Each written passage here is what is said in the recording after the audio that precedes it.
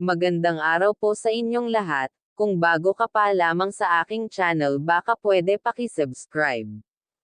At kung napadaan lamang ako sa wall nyo, wag po muna skip, patapusin po muna ang aking video para malaman ang nilalaman nito.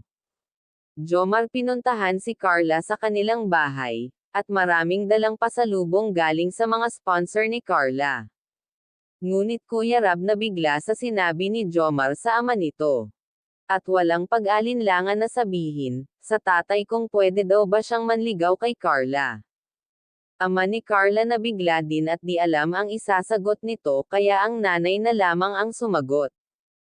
Kuya Rab at Jomar di makapaniwala sa sinabi ng nanay ni Carla, kaya pala di umiimak at bihira lang ito magsalita na tatay ni Carla dahil daw may sakit ito at iletirit daw ito, nagkasakit daw ng malala ang ama ni Carla noong maliit pa kaya ganito magsalita.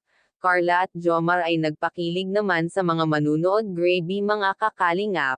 Ang sweet ng dalawa. Carla may ipinakita kay Jomar na naglabis naman nagpakilig kay Jomar. Ano ito? Ika nga ni Carla naka 1 point daw siya, kaya grabe ang saya ng team Kalingap at di nila inasahan na may banat din itong si Carla. Dahil mahiyain nga ito, pero na-surprise sila ni Carla sa ginawa nitong pagpapatawa sa kanila. Sa sponsor nga pala ni Carla, maraming salamat sa pinadala niyong Kotson.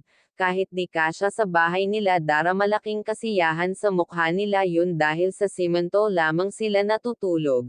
At ngayon dahil sa sponsor ni Carla makakahiga na sila sa malambot na higaan, at sa nagbigay ng cash salamat din po.